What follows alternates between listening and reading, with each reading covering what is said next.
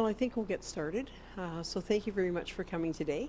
My name is Anne Brown. I'm the AVP of Facilities for the university. I'm going to introduce my team.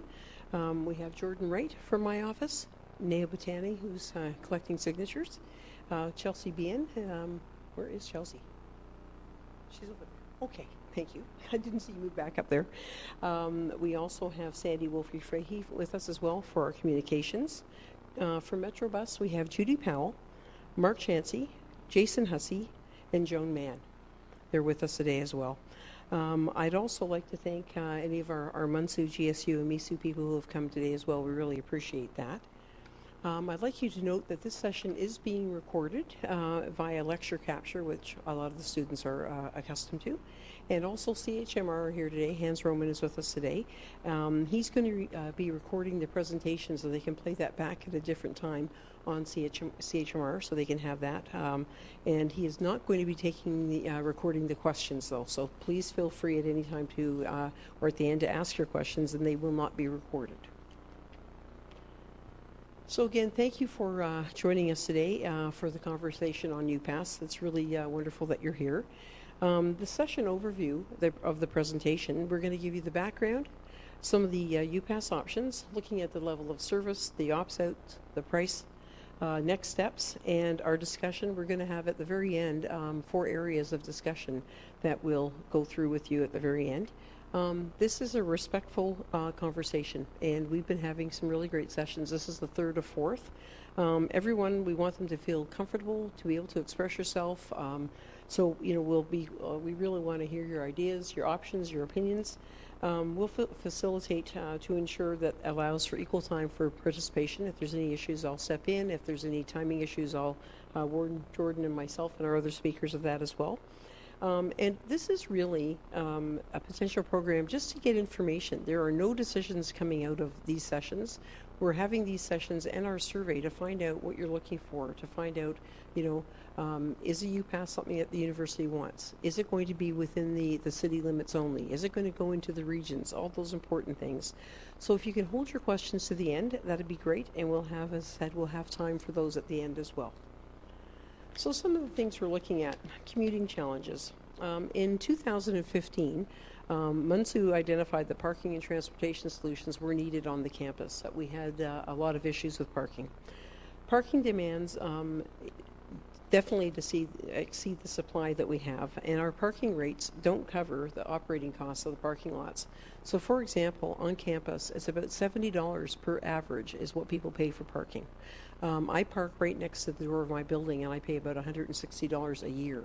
Like it's a very low number that we're paying. To take care of and maintain parking spaces is about $350 a year. That's to fix the parking space, do the painting, do the snow removal. These are all things that have to be done. But as you can imagine, if we're getting on average $70, we're not covering off what we'd like to be covering off.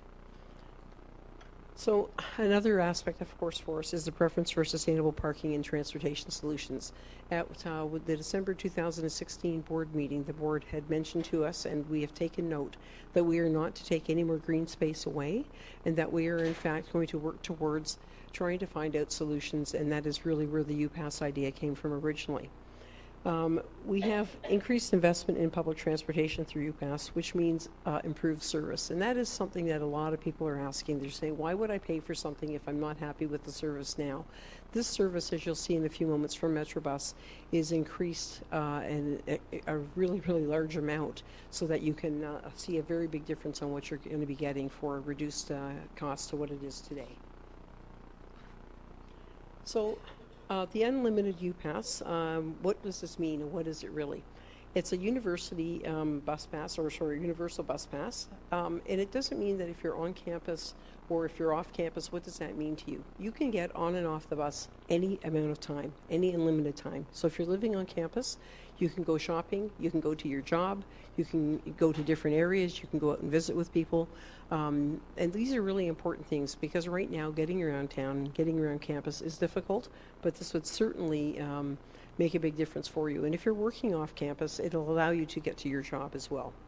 Discounted price, that's something that's really important. Currently, you're paying $275 a semester if you have a bus pass. And one option that we're going to show you today is $110 a semester. We have different options. We've been working on all different rates, anything basically from $110 to $140 to $190. And we're going to show you some different options today. These are very, very common at other post-secondary institutions. And most of the universities that you go to, you'll find some sort of a UPass. When I was at Queen's University 5 years ago, we brought one in there and it was very successful. And that was one of the things when we moved here, I couldn't believe that we didn't have a university bus pass. It's really important. So it's something that as I said, we're trying to explore and see what the appetite is for that. So typically, they're for full-time students and sometimes part-time students, if that's what the requirement is. We have been asked here a lot by faculty and staff, could they take advantage of that? That is something that we'd like to look at, but frankly, we really are looking at baby steps. We're looking at, can we possibly bring it into the students first? And that is the priority for us, is to look at students, because that's the reason that we're here, and if we can make that easier, we will. So the sustainable transit option expands into search areas for housing. It means you may be able to live further out than you are now, and a lot of rents out in Mount Pearl and CBS are less, and it would mean that you could to look at different areas there and also employment opportunities. So the process of what we've been going through. There's been a variety of committees that have been exploring this since 2015. Jordan and myself have been on this from the beginning, as have Metrobus. It's the MUN Parking and Transit Solutions Committee. We have staff on that, students, MUNSU, GSU, MISU are also invited to that. The municipalities are on that as well. So it's really important that we've been working with a large number of groups. We very rarely have under 20 people in the room at one time on all of these meetings. It's been very, very well engaged, and it's really important to us that we keep this going.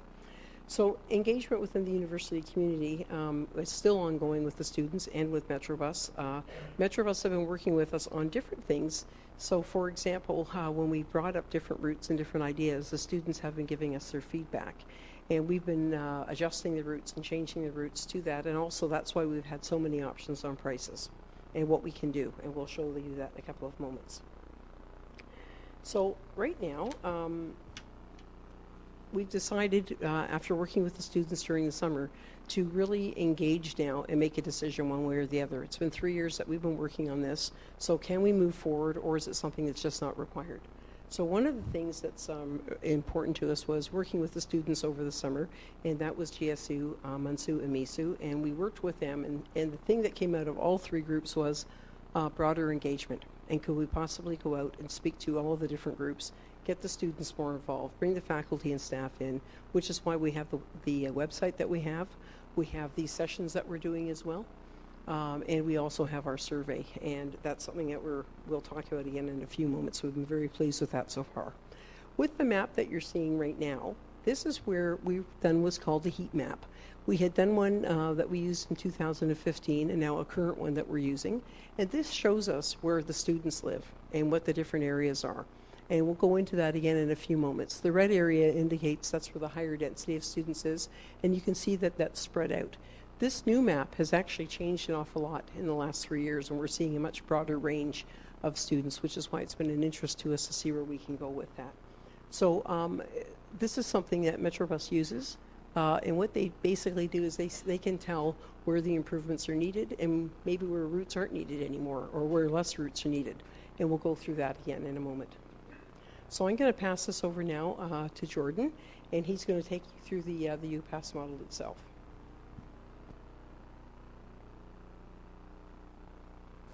All right, thank you, Anne. I think I'm on. So as Anne mentioned, just to sort of introduce to everyone what the model is, we came up with this diagram really to talk about the different factors that are involved in a program. So the UPass is really built on an increased level of service. So the idea being that we have the current level of service, but it's something that we can improve upon. In order to do that, we need a certain level of investment, and that's where the number of people in the program and the price point comes into play. And I joke that I have a formula for everything, so this is the UPass formula, if you will, that in order to achieve whatever level of service we have, we need to have that level of investment, which is based on how many people are in the program and how much they're paying. So over the couple of years that we've been working on this model, really what we want people to understand as we engage in the conversation is, yes, it's possible to change the level of service. Yes, it's possible to change price point, but you have to understand the impacts that it's going to have on the other variables. So if you want to change the price and the number of people stay the same, you have to understand you might have to have a lower level of service. So a couple of examples that have come up over the past couple of years are, what about opt-outs? And we're going to have a focused conversation on that in a couple minutes. But if we want to increase opt-outs, meaning less people in the program, what does that do? So we have our defined level of service here, but we're essentially taking the number of people down. We're reducing the number of people in the program because they're opting out. Well, that means our price is going to go up if we want to keep that same level of service. Second scenario that we look at is, what if I want more service? So we're going to dive into a model here now in a couple minutes that's around the $100, $110 mark, and we will show 140 and 180 based on feedback we had from our first session. But if I want to increase service from what you're showing, how does that happen?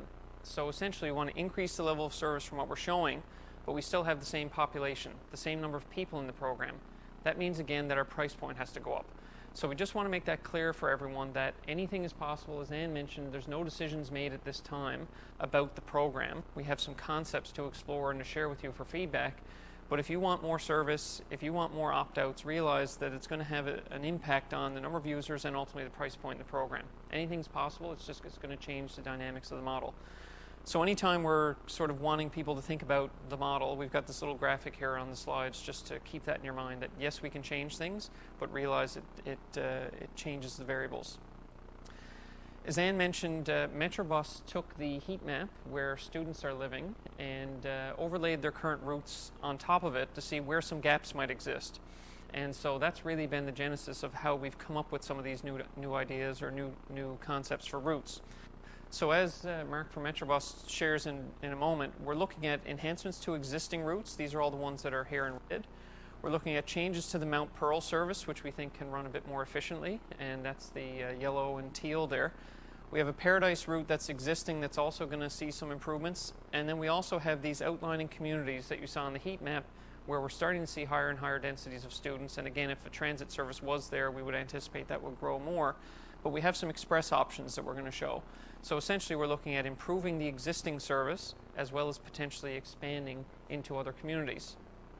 And on that point, we've sort of broken it down into two concepts, and this is really based on conversation with our student groups, based on conversation with our municipalities.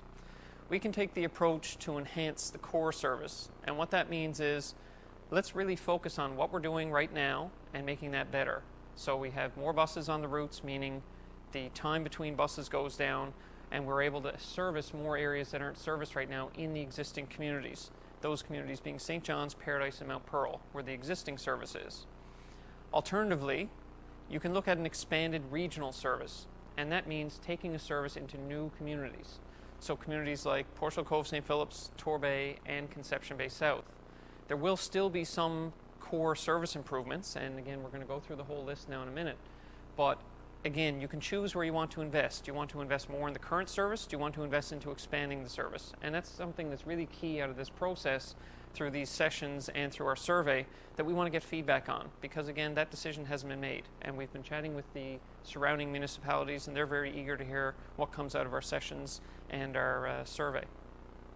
So here now I'm going to ask Mark to come up, and he'll run through some maps for you to show you what a potential model of UPass might look like after they've done the analysis of where their routes are and what gaps there might be. Yep. Thank you, Jordan. Before we get going, we're going to do a little bit of transit planning 101. I'm going to use some terms that you might not be familiar with. The first one is the headway. The headway on a route is basically the frequency. So if a route has a 30-minute headway, it means there's a bus coming every 30 minutes, 60-minute headway every 60 minutes. What we refer to as our day service are our buses on the street from 6:30 a.m. to about 6:30 p.m. Within that time frame, we have a morning peak, which goes from 7:30 to 9, where we have even more buses that go out to provide service, and an afternoon peak from about 2 to 6, where buses go out again in the afternoon to service the demand. We have an off-peak, which is kind of from 9 a.m. to 2 p.m., and during that time, we take in about a dozen buses off the street, so there's less service out when there are less people moving around. We have an evening service, which will be after 6:30 p.m., and a weekend service. So we've actually done a bit of work with a consultant on a UPass, and basically what the consultant told us was that with about 13,000 students and about $110 UPass price, you can add about 8,000 hours of service. Now, I've been in transit a long time. I cannot conceptualize what 8,000 hours of service means. So we decided to, based on what we had heard in the process, sit down and actually show what kind of service levels you can add with a UPass. So one of the things we had heard was we don't operate where a lot of students are living in surrounding municipalities like Torbay or CBS.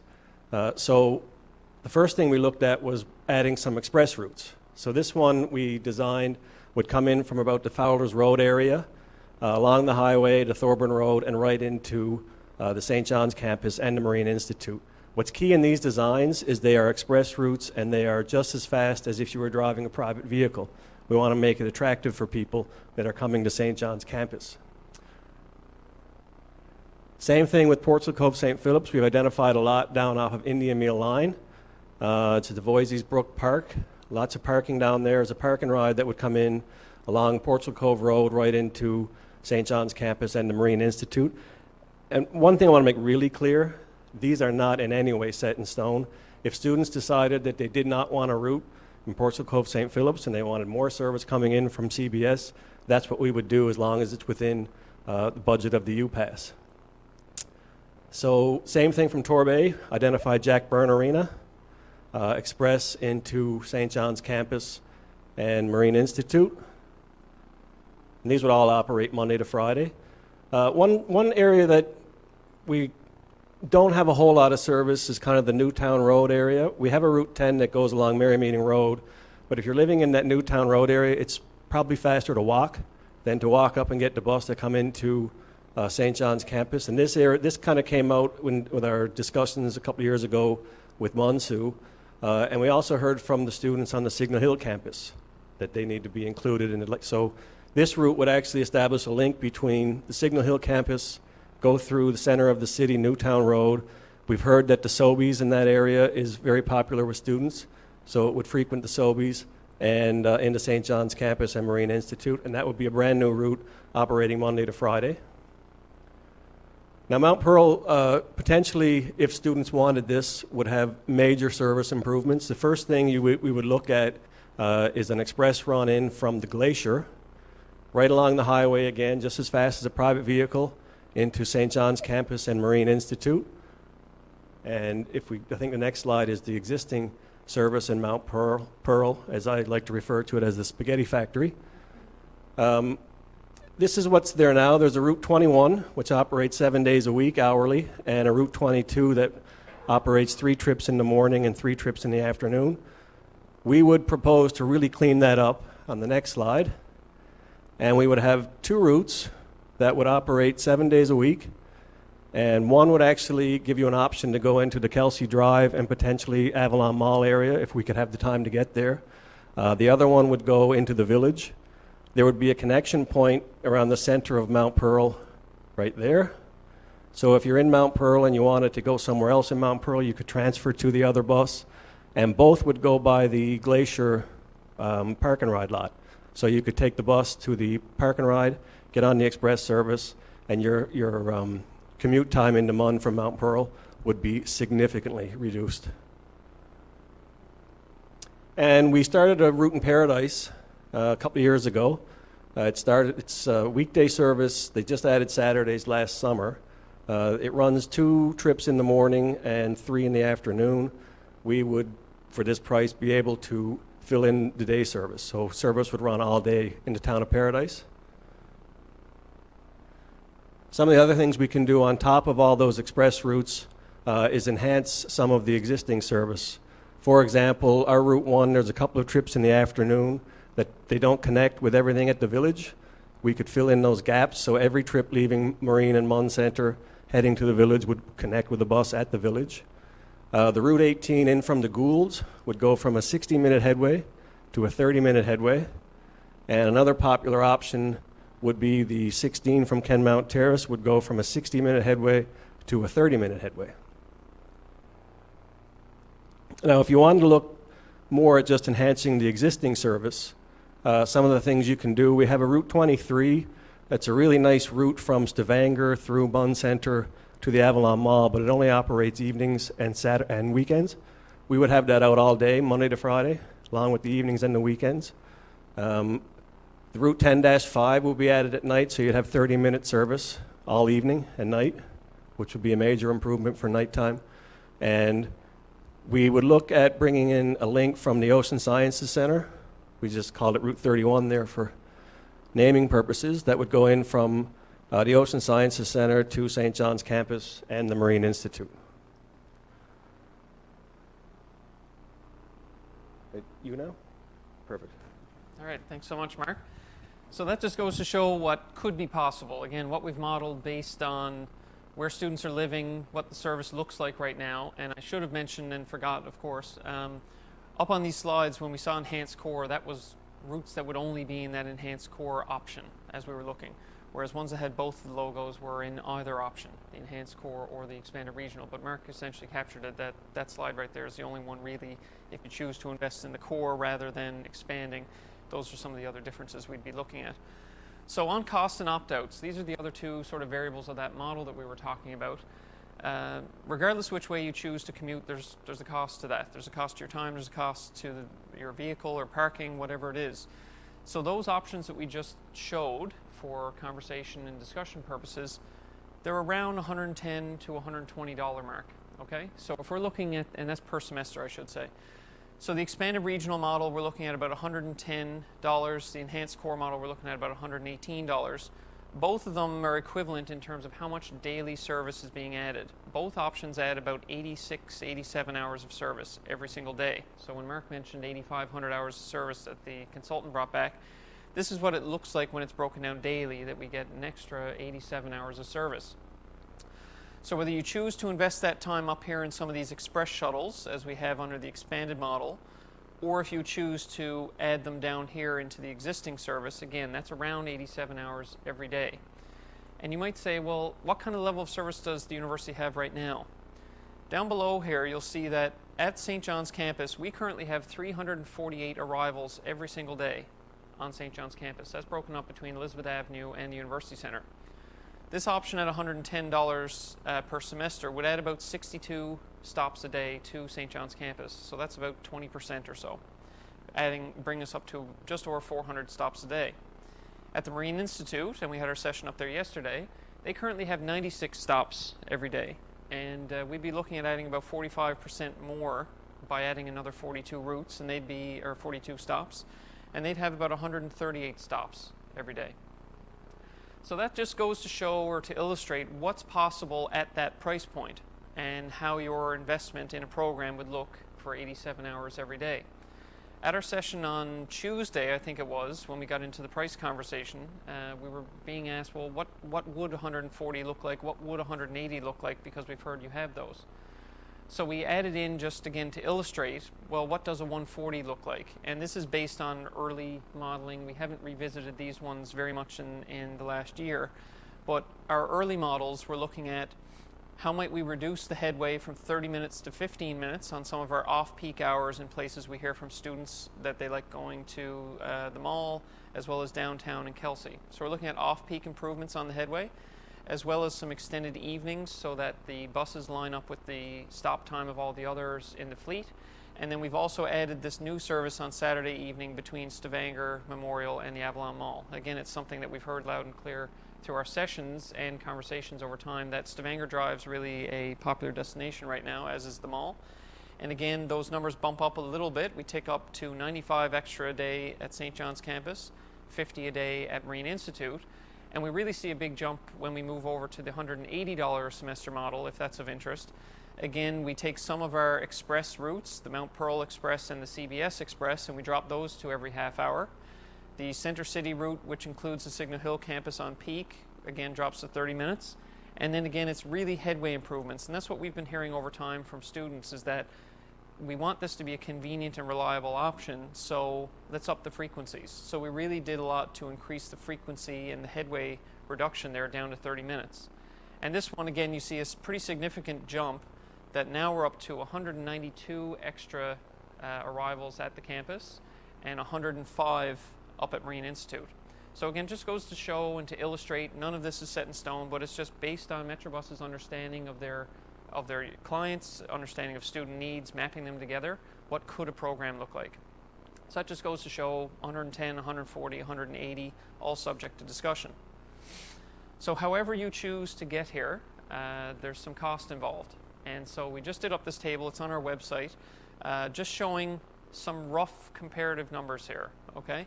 So if you are one of the lucky few who have a parking pass on campus, you can expect to pay about $12 a semester to park your own vehicle here. And if not, you're left facing the pay-per hour scenario, which is $1.50 an hour.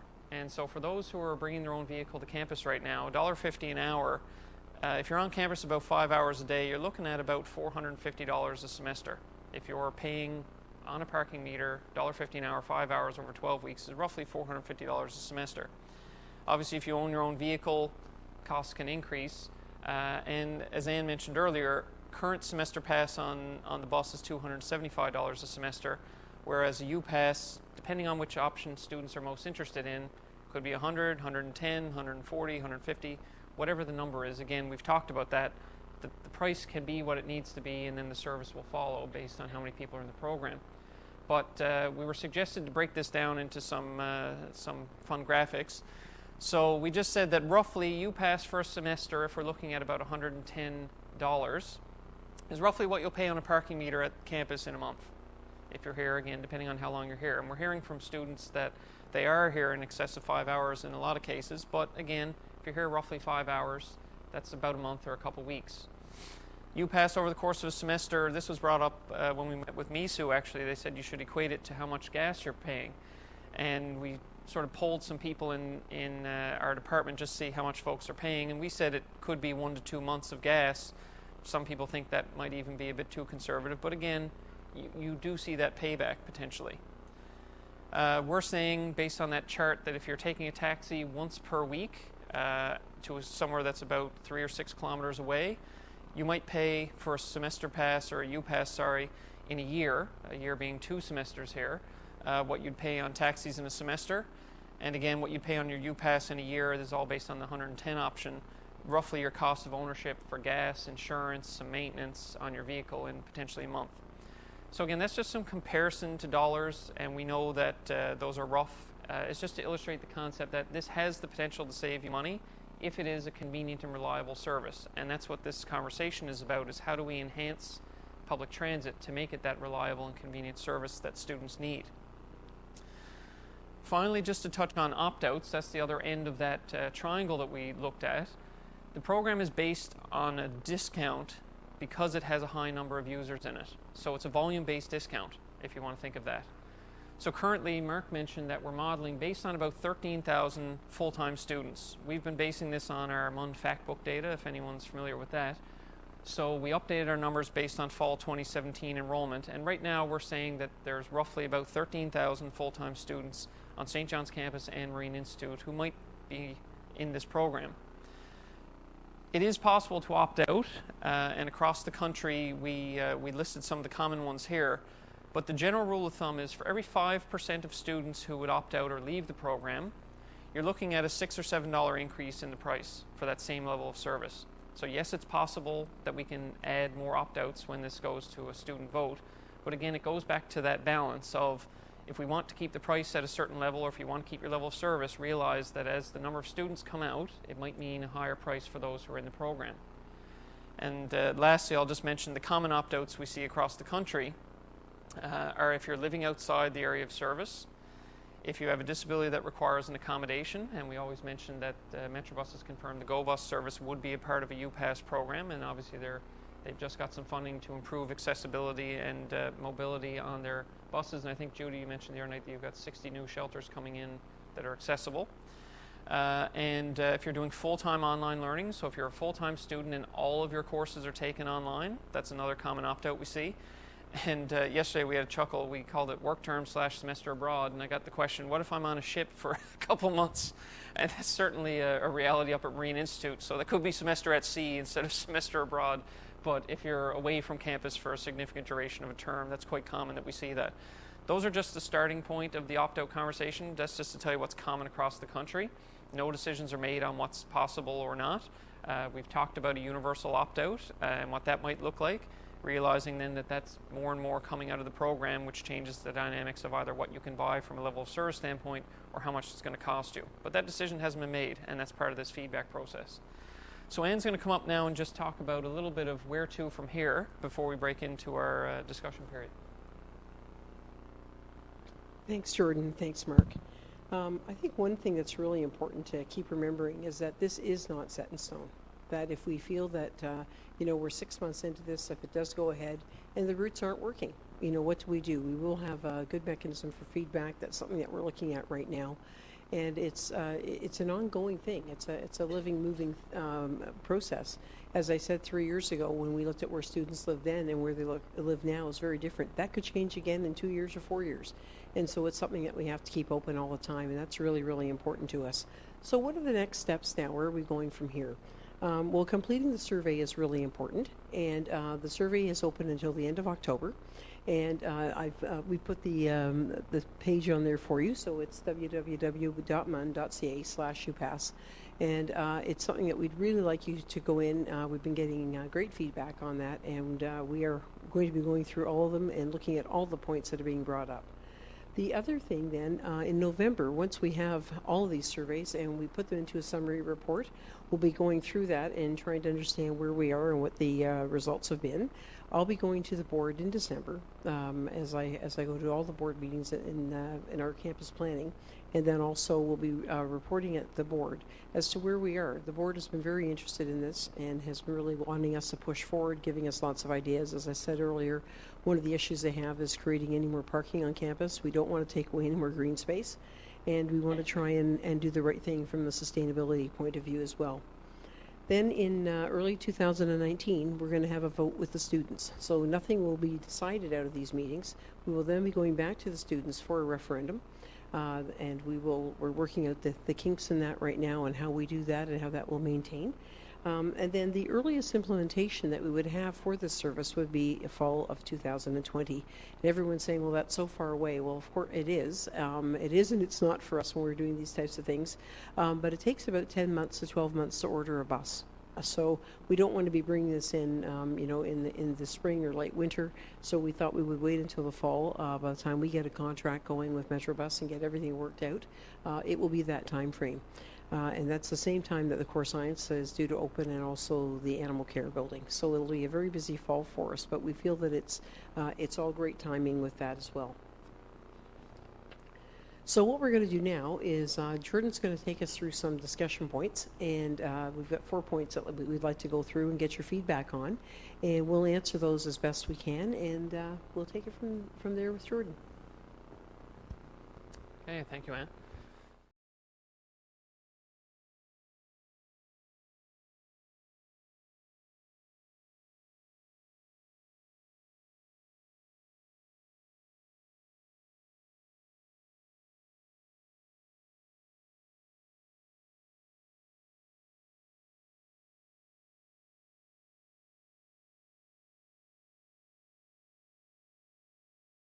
If you do have a couple minutes and haven't taken the survey, it's available till the end of the month, as Anne mentioned, www.mun.ca/upass. We have another session Monday evening, 6 to 7:30 at Signal Hill campus, and our survey is available until the end of the month. Anne, I don't know if there's any other concluding remarks. We'd like to thank everyone for coming. As I said, we know that there's an exam coming in here next, so we had a very hard stop. We'd like to thank all of you for coming, and again, please go on and do the survey. And as Jordan said, we're also going to be at Signal Hill campus on Monday evening, and we'll be more than happy to answer any other questions that you have at that time. And again, thank you for coming. We really appreciate your time.